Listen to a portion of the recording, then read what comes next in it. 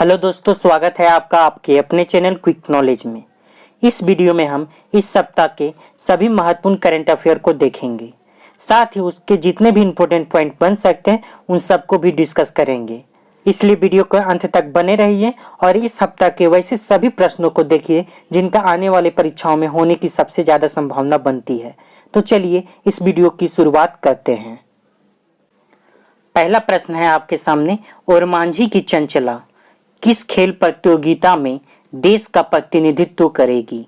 ओरमांझी की चंचला किस खेल प्रतियोगिता में देश का प्रतिनिधित्व करेगी? तो इस प्रश्न का सही उत्तर होगा बी, सब जूनियर विश्व कुश्ती चैंपियनशिप में। सब जूनियर विश्व कुश्ती चैंपियनशिप में चंचला भारत की तरफ से खेलते नजर आएगी। इस चैंपियनशिप का आयोजन हंगरी में होगा। इस चैंपियनशिप का आयोजन हंगरी में 19 से 25 जुलाई के बीच होगा। हंगरी में 19 से 25 जुलाई के बीच होगा। आपको बता दें कि चंचला 40 केजी वर्ग में देश का प्रतिनिधित्व करती नजर आएंगी। आप चंचला का इमेज अपने स्क्रीन में देख पा रहे होंगे। इस उपलब्धि के कारण चंचला इस हफ्ते काफी चर्चा में रही। इस कारण से यह प्रश्न आने वाले परीक्षाओं के लिए उपयोगी हो जाता है। अगला प्रश्न है, हाल ही में पूर्व विधायक अरुण मंडल का निधन हो गया। वे किस विधानसभा से 2 बार विधायक चुने गए थे? तो इस प्रश्न का सही उत्तर होगा सी, राजमहल। अरुण मंडल राजमहल से 2 बार 2000 ईस्वी में और 2009 ईस्वी में विधायक चुने गए थे। आपको बता दें कि अरुण मंडल राजमहल के चाय समाज को एसटी का दर्जा दिलाने के लिए सदन में लगातार आवाज उठाते रहे थे। अगला प्रश्न है, राज्य के सभी जिलों को हर वर्ष आपदा मद में कितने रुपये दिए जाते थे? जिस पर परिवर्तन कर जरूरत के मुताबिक जिलों के डिमांड पर पैसा दिया जाना तय किया गया है। जिसको अब परिवर्तन कर दिया गया है, जरूरत के मुताबिक जिस जिले की जितनी डिमांड होगी उसके मुताबिक पैसा दिया जाएगा। तो पहले कितना पैसा दिया जाता था हर वर्ष आपदा मद में? तो 1 करोड़ रुपया पहले दिया जाता था। इस पे परिवर्तन क्यों किया गया इसको समझिए। जैसे कि आपदा हर एक जिलों में एक प्रकार की नहीं होती है। किसी जिले में उसको निपटने के लिए ज़्यादा पैसे की जरूरत पड़ेगी, किसी जिलों में कम पैसे में ही उस आपदा को निपटा जा सकता है। इस प्रकार ये हम समझ रहे हैं कि आपदा के लिए अलग अलग जिलों की अलग अलग मांग होती है, इसलिए इस पर परिवर्तन किया गया है। आपको यहाँ पे बता दें कि स्टेट एग्जीक्यूटिव कमेटी इस पर निर्णय लेकर पैसा स्वीकृत करेगी।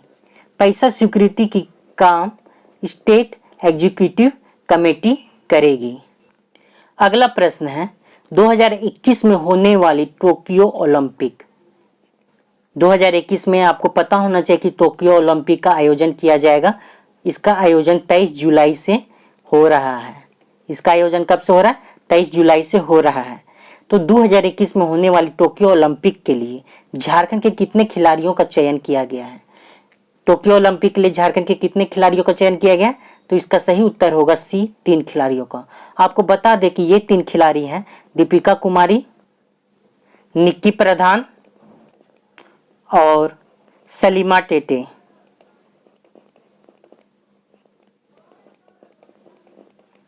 तो ये 3 खिलाड़ी कौन कौन है? दीपिका कुमारी, निक्की प्रधान और सलीमा टेटे। इनका इमेज आप अपने स्क्रीन में देख पा रहे होंगे। ये दीपिका कुमारी है, ये निक्की प्रधान है और ये सलीमा टेटे है। आपको बता दें कि दीपिका कुमारी का यह तीसरा ओलंपिक है। अभी तक ये ओलंपिक में गोल्ड मेडल तो नहीं जीत पाई, गोल्ड की तलाश इनकी अभी जारी है। आपको ये बता दें कि टोक्यो ओलंपिक में तीरंदाजी में भारत की ओर से एकमात्र महिला तीरंदाज है। दीपिका कुमारी भारत की ओर से एकमात्र महिला तीरंदाज है। बात करें निक्की प्रधान की, तो निक्की प्रधान की यह दूसरा ओलंपिक है। आपको पता होना चाहिए कि निक्की प्रधान खूंटी जिला से बिलोंग करती है। अगर बात करें सलीमा टेटे की तो ये इनका पहला ओलंपिक होगा और ये सिमडेगा से बिलोंग करती है। किस जिले से बिलोंग करती है? सिमडेगा से बिलोंग करती है।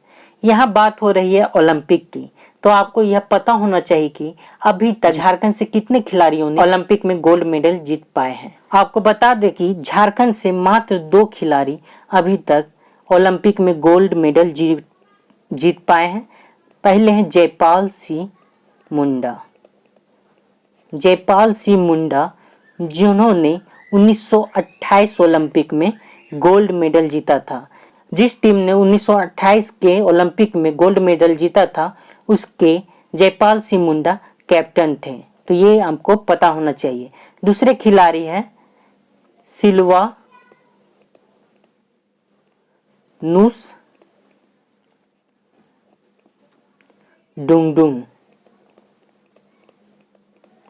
सिल्वानुस डुंगडुंग इन्होंने 1980 के मास्को ओलंपिक में गोल्ड मेडल जीता था। 1980 के मास्को ओलंपिक में गोल्ड मेडल जीता था। अगला प्रश्न है, हाल ही में ऑल झारखंड स्टूडेंट यूनियन यानी कि आजसू पार्टी की कौन सी स्थापना दिवस मनाई गई? आजसू पार्टी की कौन सी स्थापना दिवस मनाएगी हाल में? तो इसका सही उत्तर होगा ए 36वां स्थापना दिवस मनाए गए। तो आपको पता होना चाहिए कि इसकी आजसू की स्थापना कब हुई थी? आजसू की स्थापना 22 जून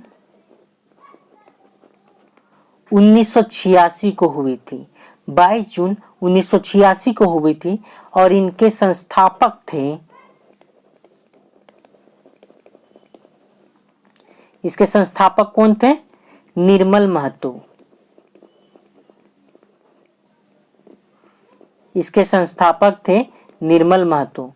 तो ये आपको पता होना चाहिए कि आजसू ने अपना 36वां स्थापना दिवस मनाया है 22 जून को। इसकी आजसू की स्थापना 22 जून 1986 को निर्मल महतो के द्वारा हुई थी। अगला प्रश्न है, रिम्स रांची के डॉक्टरों ने एम्स दिल्ली के विशेषज्ञों के साथ मिलकर किस बीमारी की समय पूर्व पहचान की दिशा में बड़ी उपलब्धि हासिल की है?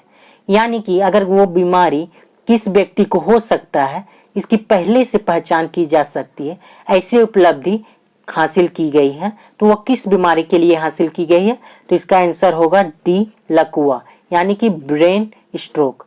ब्रेन स्ट्रोक के लिए यह उपलब्धि हासिल की गई। आपको बता दें कि डीएनए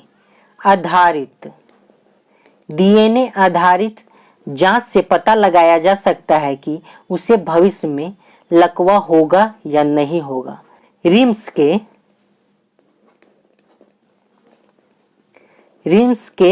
निर्देशक कौन है? रिम्स के निर्देशक डॉक्टर कामेश्वर प्रसाद। रिम्स के निदेशक डॉक्टर कामेश्वर प्रसाद इस शोध के सूत्रधार हैं। तो ये आपको पता होना चाहिए कि रिम्स के निर्देशक जो कि डॉक्टर कामेश्वर प्रसाद हैं इस शोध के सूत्रधार हैं। यहाँ पे रिम्स आया तो ये आपको पता होना चाहिए कि रिम्स की स्थापना कब हुई थी? तो रिम्स की स्थापना 1950 ईस्वी को हुई थी। अगला प्रश्न है, हाल ही में झारखंड कैबिनेट द्वारा किस बीमारी को महामारी घोषित किया गया है? किस बीमारी को महामारी घोषित किया गया है? तो इस प्रश्न का सही उत्तर होगा B black fungus. Black fungus को 22 जून की कैबिनेट की बैठक में महामारी घोषित किया गया है। अगला प्रश्न है, साहित्य अकादमी से सम्मानित साहित्यकार श्याम दरिहरे का निधन हो गया। वे किस भाषा के जाने माने साहित्यकार थे? श्याम दरिहरे का निधन हो गया, वे किस भाषा के जाने माने साहित्यकार थे? तो इस प्रश्न का सही उत्तर होगा सी मैथिली एवं हिंदी। मैथिली एवं हिंदी के वे जाने माने साहित्यकार थे। इनका निधन 26 जून को वृंदावन में हो गया। इनकी पढ़ाई लिखाई एवं कर्म क्षेत्र झारखंड ही रहा। इनकी लिखी गई 11 पुस्तकें इनकी लिखी गई 11 पुस्तकें मैथिली व हिंदी साहित्य की अमूल्य निधि है। अगला प्रश्न है और काफी महत्वपूर्ण प्रश्न है, इंपॉर्टेंट प्रश्न है। झारखंड ट्राइबल एडवाइजरी काउंसिल यानी कि TAC का गठन किया गया है। इसके पदेन अध्यक्ष कौन होंगे? Jharkhand tribal advisory council TAC का गठन किया गया है। इसके पदेन अध्यक्ष कौन होंगे? तो इस प्रश्न का सही उत्तर होगा बी, मुख्यमंत्री। TAC के मुख्यमंत्री पदेन अध्यक्ष होंगे। तो ये आपको ध्यान में रखना है। तो यहाँ पे TAC की बात हो रही है तो आपको बता दें झारखंड ट्राइबल एडवाइजरी काउंसिल यानी कि TAC के पदेन अध्यक्ष मुख्यमंत्री होंगे। पदेन उपाध्यक्ष अनुसूचित जनजाति, अनुसूचित जाति, पिछड़ा वर्ग के कल्याण मंत्री होंगे यानी कि चंपाई सोरेन। चंपाई सोरेन इसके पदेन उपाध्यक्ष होंगे। TAC के पदेन उपाध्यक्ष चंपाई सोरेन होंगे। इसके अलावा आपको बता दें कि 15 अन्य विधायक इसके सदस्य होंगे। 15 अन्य विधायक इसके सदस्य होंगे। और इसके साथ ही आपको पता होना चाहिए कि 2 व्यक्तियों को मनोनीत किया जाएगा। 2 व्यक्तियों का मनोनीत होगा। ये हैं विश्वनाथ सिंह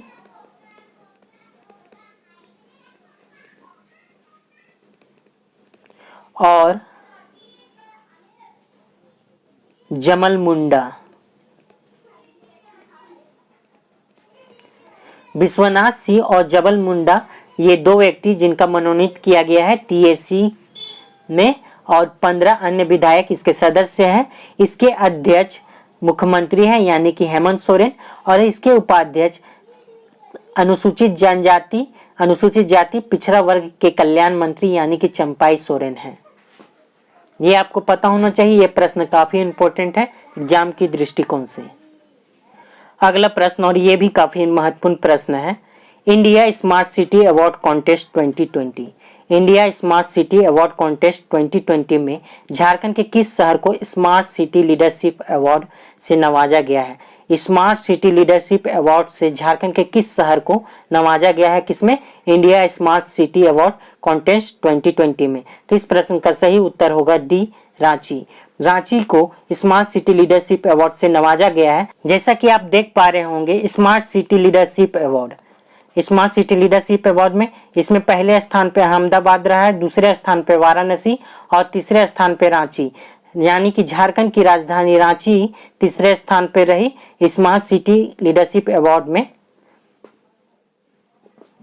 अगला प्रश्न है, ये भी काफी महत्वपूर्ण प्रश्न है। किस शहर में राज्य का तीसरा क्रिकेट इंटरनेशनल स्टेडियम का निर्माण किया जाएगा? किस शहर में राज्य का तीसरा क्रिकेट इंटरनेशनल स्टेडियम का निर्माण किया जाएगा? आपको पता होना चाहिए कि 2 क्रिकेट इंटरनेशनल स्टेडियम पहले से मौजूद है, एक रांची में और दूसरा जमशेदपुर में। तो तीसरा क्रिकेट स्टेडियम का निर्माण बोकारो में किया जाएगा। आपको बता दें कि JSCA ने BSL के साथ अंतर्राष्ट्रीय क्रिकेट स्टेडियम निर्माण के लेकर जमीन संबंधी लीज समझौते पर हस्ताक्षर किया है।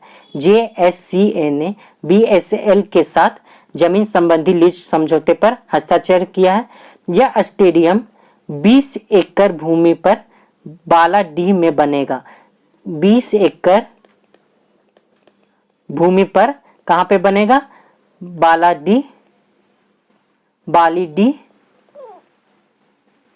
बालीडीह बोकारो में बनेगा। आपको बता दें कि JSCA के ओर से सचिव संजय सहाय और BSL की ओर से सहायक प्रबंधक SR पात्रा ने हस्ताक्षर किया है। JSCA की ओर से संजय सहाय और BSL की ओर से संजय पात्रा ने इस लीज पर हस्ताक्षर किया है। यह स्टेडियम 20 एकड़ जमीन पर बनाई जाएगी जो कि बालाडीह बोकारो में बनेगी। अगला प्रश्न है, रांची शहरी क्षेत्र को हरा भरा बनाने के लिए किस अभियान की शुरुआत किया जा रहा है? रांची शहरी क्षेत्र को हरा भरा बनाने के लिए किस अभियान की शुरुआत किया जा रहा है? तो इस प्रश्न का सही उत्तर होगा बी, मेरी रांची मेरी जिम्मेवारी। मेरी रांची मेरी जिम्मेदारी अभियान की शुरुआत किया जा रहा है। किस लिए? रांची शहरी क्षेत्र को हरा भरा बनाने के लिए। भारतीय वन सेवा के अधिकारी सिद्धार्थ त्रिपाठी की पहल पर राजधानी के कई प्रतिष्ठित लोगों और संस्थाओं ने इसमें अपनी हिस्सेदारी देने पर सहमति दी है। अगला प्रश्न है, कोरोना महामारी में सामाजिक कार्यों में जुटे रहे कोकर निवासी रवि अग्रवाल। आपको पता होना चाहिए कि कोकर रांची का एक क्षेत्र है। कोकर निवासी रवि अग्रवाल पर भारत सरकार की कौन सी मंत्रालय बायोपिक बना रहा है? भारत सरकार की कौन सी मंत्रालय बायोपिक बना रहा है? तो आपको बता दें कि रवि अग्रवाल ने अप्रैल और मई में कोरोना संक्रमितों को अस्पताल पहुंचाने में मदद की। जरूरत के समय कोरोना संक्रमितों को अस्पताल पहुंचाने में मदद की। रवि अग्रवाल ने 96 ऐसे मरीजों को अपने ऑटो में अस्पताल पहुंचाया और पैसे भी नहीं लिए। तो रवि अग्रवाल पर इस्पात मंत्रालय बायोपिक बना रहा है। अगला प्रश्न है, हाल ही में किस दिन बिरसा कृषि विश्वविद्यालय का 41वां स्थापना दिवस मनाया गया? 41वां स्थापना दिवस बिरसा कृषि विश्वविद्यालय का कब मनाया गया?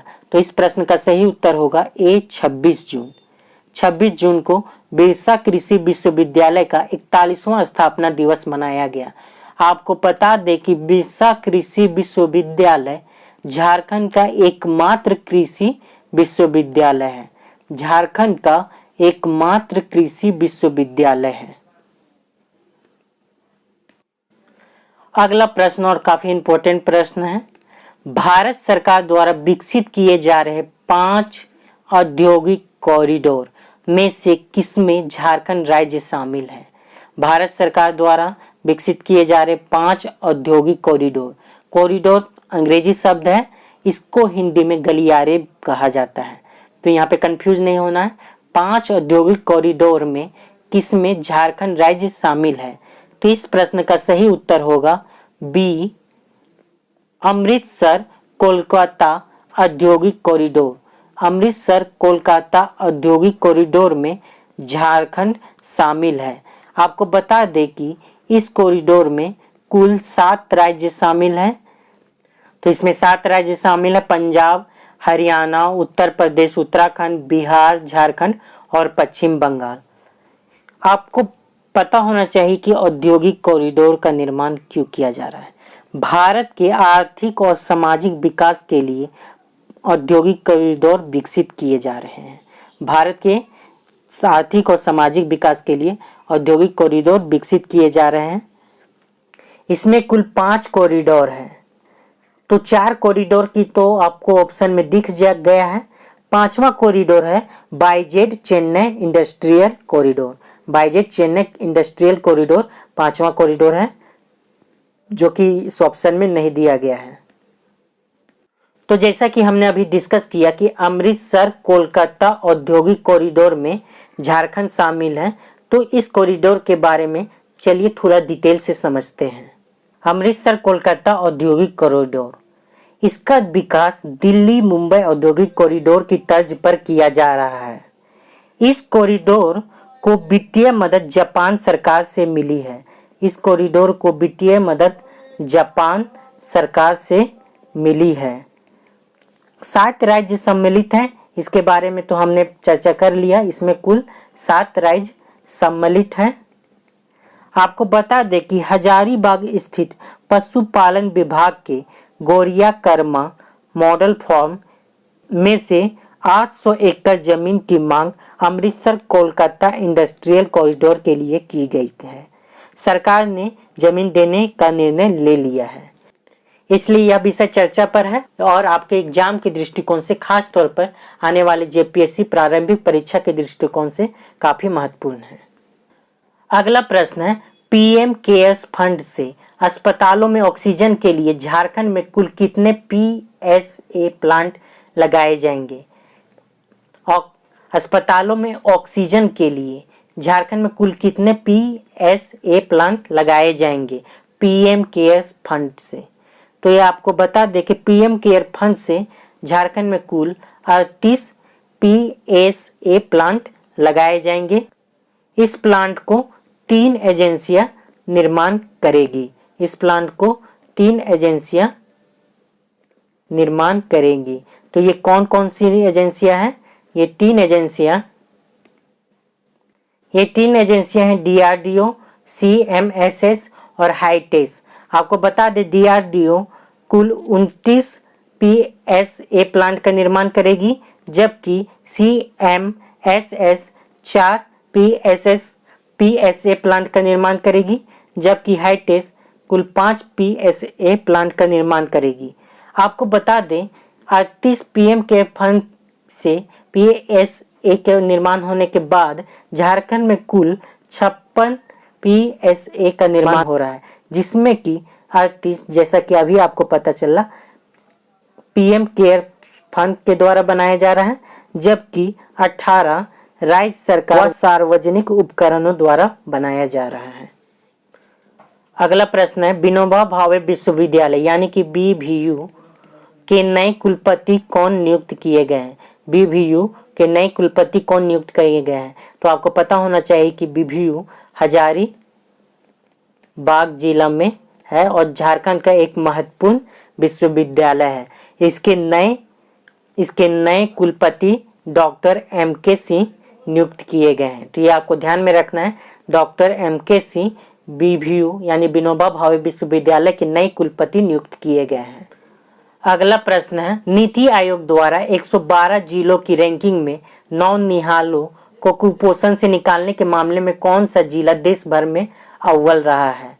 कौन सा जिला देश भर में अव्वल रहा है? तो इस प्रश्न का सही उत्तर होगा सी, रांची। आपको बता दें कि नीति आयोग द्वारा 112 आकांक्षी जिलों की रैंकिंग में स्वास्थ्य और पोषण के पैमाने पर रांची को अव्वल स्थान मिला है। अगला प्रश्न है 100% योजना स्वामित्र के तहत झारखंड के किस जिले में ग्रामीण आबादी का ड्रोन के माध्यम से सर्वे और सीमांकन की शुरुआत की जाएगी? तो आपको बता दें कि 100% योजना स्वामित्र के तहत ग्रामीण आबादी को ड्रोन के माध्यम से सर्वे और सीमांकन किया जाना है। तो इसकी शुरुआत किस जिले से की जाएगी? तो आपको बता दें इसकी शुरुआत खूंटी जिले से की जाएगी। तो इस प्रश्न का सही उत्तर होगा बी, खूंटी। अगला प्रश्न है राज्य के कितने जिलों में 1 जून से 30 जून तक झारखंड मातृ शिशु स्वास्थ्य एवं पोषण माह का आयोजन किया जा रहा है? झारखंड के कितने जिलों में 1 जून से 30 जून तक झारखंड मातृ शिशु स्वास्थ्य एवं पोषण माह का आयोजन किया जा रहा है? तो इस प्रश्न का सही उत्तर होगा बी, 8 जिलों में। इसके तहत बच्चों के पोषण की कमी की जांच होगी। बच्चों के पोषण की कमी की जांच होगी। तो दोस्तों ये था इस हफ्ते के महत्वपूर्ण एमसीक्यू प्रश्न जो कि करंट अफेयर से रिलेटेड थे। आपको यह वीडियो कैसा लगा अपनी राय हमें कमेंट बॉक्स पर जरूर दें और इस वीडियो का पीडीएफ अगर आपको प्राप्त करना हो तो हमारे टेलीग्राम चैनल से प्राप्त कर सकते हैं। टेलीग्राम चैनल का लिंक आपको इस वीडियो के डिस्क्रिप्शन बॉक्स में मिल जाएगा। आप लिंक द्वारा टेलीग्राम चैनल ज्वाइन कर लें। अगर आपको टेलीग्राम चैनल ज्वाइन करने में कहीं दिक्कत आ रही है तो हमें कमेंट करके ज़रूर बताएं। आपको ये बता दें कि हमारे चैनल में प्रत्येक दिन झारखंड के करंट अफेयर दिए जाते हैं और उस करंट अफेयर को काफ़ी डिटेल से और उससे रिलेटेड जितने भी इम्पोर्टेंट जीके प्रश्न बन सकते हैं उनको भी बताया जाता है। इसलिए हमारे साथ जुड़े, हमारे चैनल को सब्सक्राइब करें और प्रत्येक दिन करंट अफेयर के लिए हमारे साथ सुबह जुड़ें। तो मिलते हैं आपसे अगले वीडियो में। वीडियो देखने के लिए आप सभी का बहुत बहुत धन्यवाद।